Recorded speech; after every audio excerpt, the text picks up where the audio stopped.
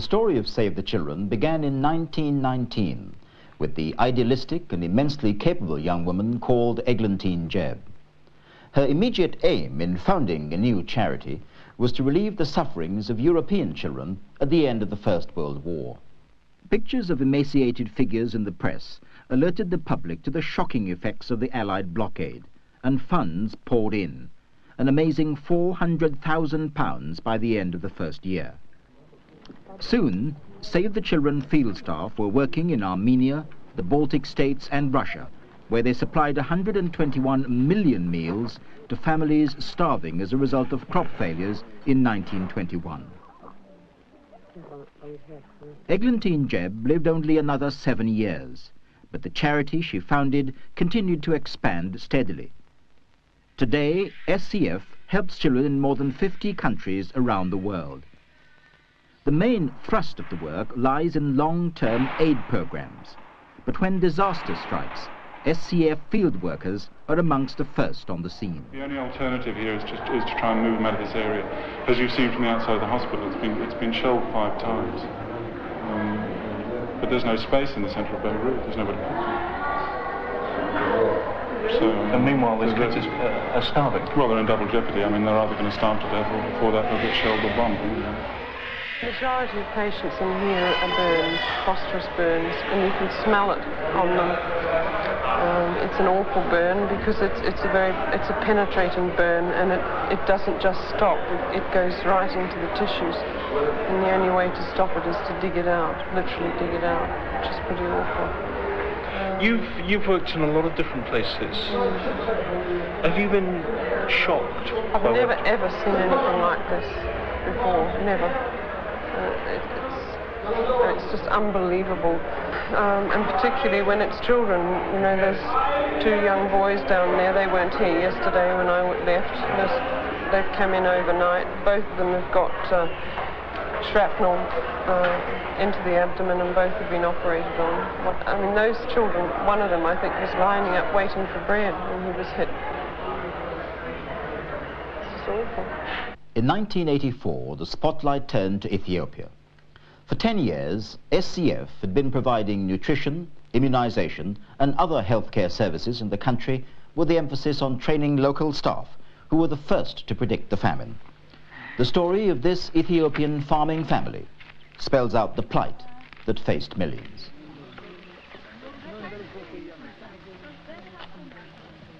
ባለፈው 3 ዓመት እዚህ አካባቢ የደረሰውን ችግር ወይም ስለ ችግሩ ያላችሁን ታሪክ ወይም ያለውን ታሪክ ልትገልጹልን ትችላላችሁ?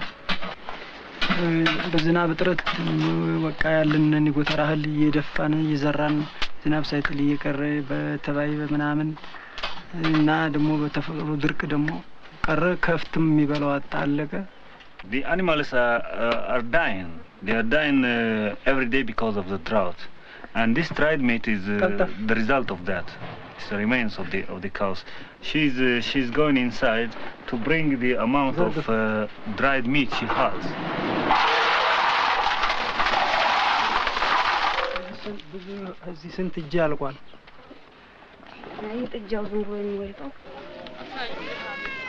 Save the Children set up the first emergency feeding centers run by local staff along with a few professionally skilled expatriates. Save the Children Fund opened the feeding program in January 1983, and since then they have registered 8,000 children, all under 6 years old. The program is jointly run by S.C.F, the Ethiopian Red Cross and the Relief and Rehabilitation Commission. The most needy get fed 6 times daily. 20,000 meals are provided every day, 7 days a week. This is the shelter for the children on the highly intensive feeding program. If any of these children become ill, they stand a very grave risk of dying. Save the Children put their energy behind saving the majority, those they know they can save. There's no one to give these children the very detailed attention they need, and so these wasted babies must hope not to catch any infection until they're strong enough to withstand it. Otherwise they'll die. Soon after this film was taken, 2 more feeding centres were operating. One of the pluses of an independent charity is how quickly staff can respond to needs. No bureaucracy means no red tape.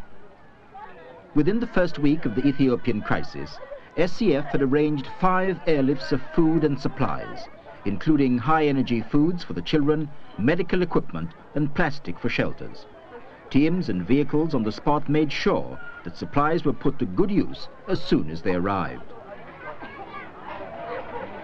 How much of my money actually reaches those in need? That's a question often put to staff and volunteers working for an international charity organization. It's a question Save the Children can answer with pride. Administration costs are closely monitored, and S.C.F. guarantees that 3p of every pound is spent on general administration, while 12p in the pound pays for fundraising and publicity, leaving 85p for the children.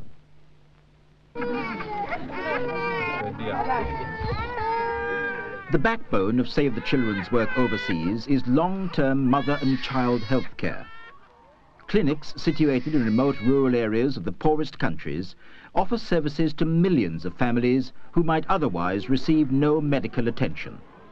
The emphasis is on prevention and self-help.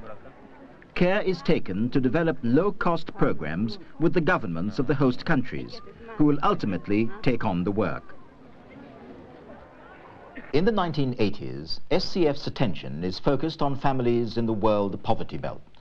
More and more resources are being committed to areas like Africa, where Save the Children have relief programs in 10 countries. There, as elsewhere in the world, immunization and preventive medicine play a major part in the clinic work. When mothers and children have walked several miles for treatment, it makes good sense to give them maximum protection against future illness. Malnourished children, particularly those under 5, are at great risk from measles, whooping cough, diphtheria, tetanus and tuberculosis, all of which can prove fatal. The vaccine which is most needed in this area is the measles vaccine. And as you know, the measles vaccine is the most labile, in other words, the one which is most likely to be destroyed by a rise in temperature. This means that to effectively transport the measles vaccine to the children, you need to have a cold chain from the point of manufacture to the point of administration of the vaccine. In Western countries this is not difficult, but in a country like the Sudan it's almost impossible actually. The other terrible yet common disease is polio, which Save the Children, along with the World Health Organization, is committed to wiping out by the end of the century. Pilot schemes set up in 1979 with the governments of Malawi, Swaziland and Lesotho have now reached most children under 2 in these countries. S.C.F.'s expertise in running vaccination programs is internationally recognized, and the organization is often called upon for advice as well as practical help by governments overseas. The arrival of the vaccinators is often something of a social event, with many interested onlookers. All this is encouraged as it helps to spread the word and build confidence in the scheme. And of course, the village chief is the first to be invited. One keeps a record of the children who are immunized. This is essential, as it is important to know what proportion of children are receiving the vaccine and how many doses they've had. 80% coverage is needed for the program to be effective. The other person administers the vaccine by releasing a few drops into the baby's mouth from a special dispenser. Quick, painless, and totally safe. The team will pay 2 more visits to this location, as each child must receive 3 doses of the vaccine.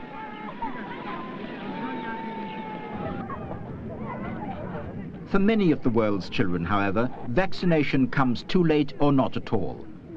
Poverty is an added handicap for the disabled, some of whom receive the extra help they need under S.C.F.'s individual child sponsorship scheme. This was set up in 1920 to help able-bodied and handicapped youngsters from deprived families to get an education. More than 25,000 children in 27 countries are receiving financial support from their sponsors to enable them to attend school or vocational training college and one day earn a living. In all its programs, Save the Children works for long-term improvements in living standards. No mother leaves an S.C.F. clinic without having learned something to stand her in good stead for the future. One vital part of the clinic's work is health education. Much of the sickness which exists in Nepal results from ignorance. These mothers are going through the clinic's health and nutrition programs. The medical staff teach mothers about simple hygiene and nutrition. They demonstrate how better meals can be prepared using foods locally available.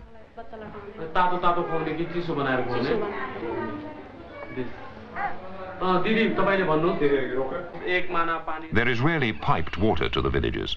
Most water for drinking and cooking comes from streams which are contaminated by humans and animals alike. The result is widespread intestinal infection. The mothers do not know about the need to boil water and are reluctant to do so because wood is scarce and often has to be carried for several miles. The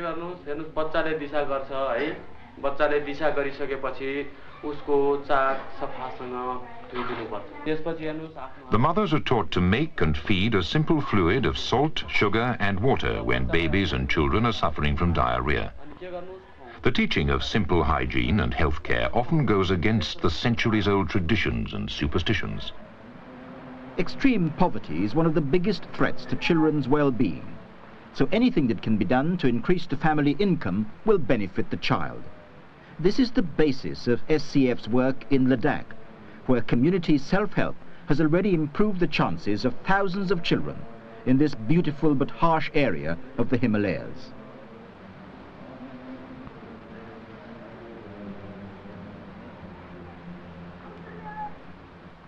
The way we've tried to do it is we have staff in the project who come as far as possible from the area concerned. And their job is to go to the village, win the confidence of the village. They'll go to the Guba, the headman, or whoever are influential in the village, and say, this is what we have to offer. Once they are convinced, then we start our program. We start a center, start bringing the doctor. And then we say to them, now what are the other benefits that your village needs? What will build up the capacity of the village to help itself? And we leave it to them. After all, it's their home.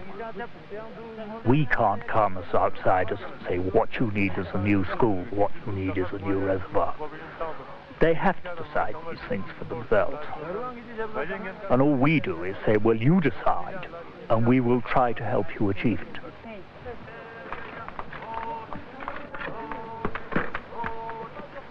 The job is clearly mothers and children. And it seems to us as a project that the way to try to improve the situation of mothers and children is to improve the condition of the whole village. All farming in Ladakh stands or falls by the amount of water available. If water gets to the field, you can go grow a good crop, you can try new things, pulses, vegetables, but the beginning of it is water. In Alchi we've done a series of programs. We have done work on the irrigation system because Alchi's biggest problem is a water shortage, in that they don't have a perennial source of irrigation water, although the Indus flows past their front doors. So really anything that will improve the availability of the water that is already there, make sure that it gets to the fields instead of running away into the ground, is obviously going to help them grow more food, provide the things that the feeding centre and Tashi can teach them that their children need. Long-term work in remote places like Ladakh seldom makes the headlines, nor does S.C.F's big program in the United Kingdom, where since 1926 they've been responding to children's needs, often pioneering work which the health and social services then take over. S.C.F. provided food and clothing during the lean 30s cared for evacuees and opened residential homes during the Second World War, and set up the first nursery playgroups in the 50s. S.C.F staff helped to pioneer hospital play schemes to enable children in both general and handicap wards to play normally, greatly enhancing their chances of recovery and development. We have 3 floors of children, and she will go downstairs or upstairs and will work at the bedside with children if they're confined to bed or cot. Trip, trap, trip, trap, trip, trap. The little cross is under the bridge. Middle-sized Billy Goat Gruff looks up. No, no, says middle-sized Billy Goat Gruff. Here comes big Billy Goat Gruff over the bridge, he says. I would have loved when I was a ward sister to have had someone that I could have said, look, half an hour with that child. I haven't the time. It's all they need. S.C.F also runs projects which take schooling and medical care to the children of travellers, who so often miss out on the facilities our society offers to others. Alongside these national campaigns, S.C.F staff are working in community projects at a local level. Family centres like this one are in operation around the UK. At Overstream House we have a small team of paid workers, about 5 or 6 of us, who are paid on a part or full-time basis. But there are also about 140 voluntary workers who are involved in a wide range of activities, from befriending to working in a range of clubs with young people. Do you remember that time we went punting with Pete? And Pete punted the boat? And what happened then? Bird picked my bit. Yes. What did the duck came in the boat, didn't it? The befriending scheme has been part of our work for 7 years now, and it links adult voluntary workers who come to a training course with young people who are referred by educational welfare officers or social workers. And the intention is to give a young person who may have no other adult with whom he or she can form a stable relationship the opportunity to meet once a week for a long period of time with someone who will be a consistent and interested adult. On a Wednesday and Thursday evening in the project there is the Riverside Club, which is a club for school leavers from special schools, youngsters who may be educationally slow and who may have been overprotected at home from doing some of the things that they're perfectly capable of doing. So on a Thursday night you see this very lively group of 15 to 20-year-olds doing everything from leather work to computer chess to yoga. Many of those who started coming 5 years ago still come, and it gives them one social outlet, sort of when for many of them it's particularly hard to mix and mingle in other youth club settings. Many of them now are also being befriended because we're actually identifying how isolated they are.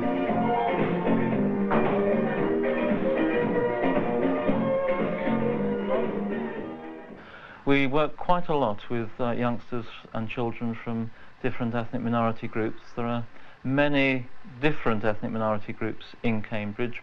There's a club that meets on a Saturday morning and a celebration in the summer, which is our multicultural festival.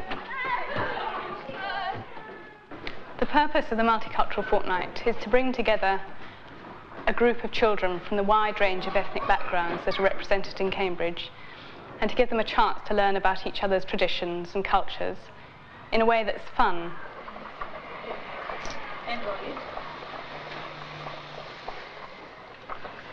Let me show you how to do it. Look, if you do it slowly, you can make it. If you do it fast.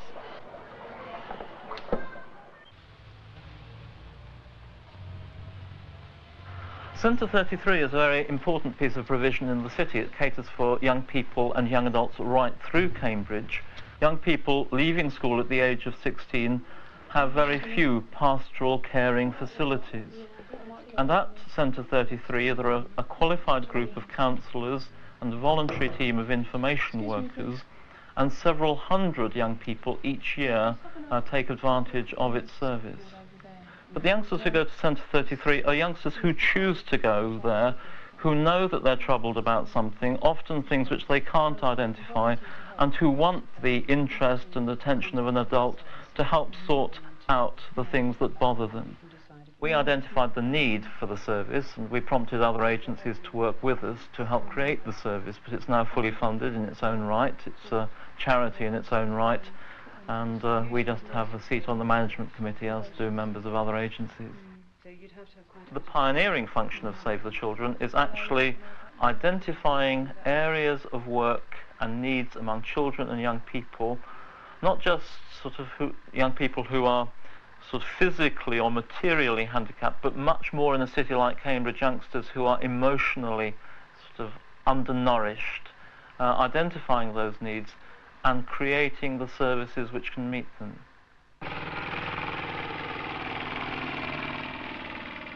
S.C.F. is providing intermediate treatment, or IT as it's commonly known, for young people who are at risk of drifting into a life of crime. IT projects give adolescents a different, more positive perspective on life. They offer an alternative to the short, sharp shock, and there's already evidence that this alternative is much more effective. There are a lot of lads who actually get into that situation who haven't really thought about how they've got there, who, once they do move into that sort of environment, in fact become entrenched in criminal careers. So we're saying, right, let's grab them and give them a last chance before they get there. We're saying, you've got in trouble, there must be a reason for it, and we're going to help you to find a way of stopping that. Much of the work in the UK identifies new needs and pioneers solutions. Another of S.C.F's strengths lies in its reputation for working with children regardless of race, creed or political environment. This is particularly appropriate in Northern Ireland, where there are children on both sides of the divide who have never known peaceful times. So we got up and went. Even after seeing such a small part of Save the Children's work at home and overseas, you'll realize the size of its bills. To pay these, S.C.F. depends on income from many sources: donations, legacies, gifts in kind, profit from commercial trading operations, financial backing from government and local authorities. The most active source is over 800 branches, made up entirely of willing volunteers. As well as raising valuable funds, branch supporters, by their marvellous energy, enthusiasm and knowledge of S.C.F. work, are fine public relations officers. The branches are an enormous part of the fund, and we have very many fundraising events. Some of them are the large, vast ones, as we have on the scale here, where all the branches have worked terribly hard, and many of them have got together so that they can run really good stalls. And then you go right through the whole spectrum of fundraising, right down to small coffee mornings or one market stall on a market. Princess Anne, as president of the fund, is almost indescribably beneficial to the branches. We get very good publicity from it when she goes abroad on some of the recent trips which she's done. It's helped our fundraising at local levels enormously because the general public have become very much more aware of the fund and its work through this. Princess Anne's arrival at the Badabir refugee camp this morning posed a delicate diplomatic problem. The Pakistani authorities wanted to show their royal visitor how well the camps are administered. The princess was here to see the work of a clinic run by a fund of which she's president. The idea here was also to have the clinics taken away from the camps as well, to make sure the doctors could concentrate on the most serious cases. Has that system worked effectively, you think? I think I think it has improved the situation. I mean, there was obviously a slight tendency. They became rather meeting places in their own rights, and the men liked to come and sit and chat, which wasn't quite what they had in mind, and they didn't seem to be in serious need of medical assistance. And I think the extra walk has perhaps, I don't know, sifted out a few of the genuine cases from perhaps some of the less genuine cases. You said that after your trip, I think it was to Beirut, that achievement is very difficult to pin down. How would you judge achievement here?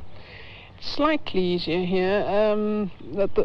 If you take the immunisation programs, for instance, you're looking at a target coverage in terms of numbers to help control the various diseases. So that you can measure, that you can see what you're doing. And I think that's true too of the state of the children's health. You can measure it to some degree. So I think it's easier perhaps here in at the basic levels, at the low levels, to see quite see what you're achieving. And as you may have noticed, I mean, I think the children on the whole look really quite well. Save the Children's president obviously puts the needs of a worldwide family high on her list of priorities. So do all S.C.F. workers, from branch members to paid staff to members of the Young Save the Children Club. Here are just a few of their reasons.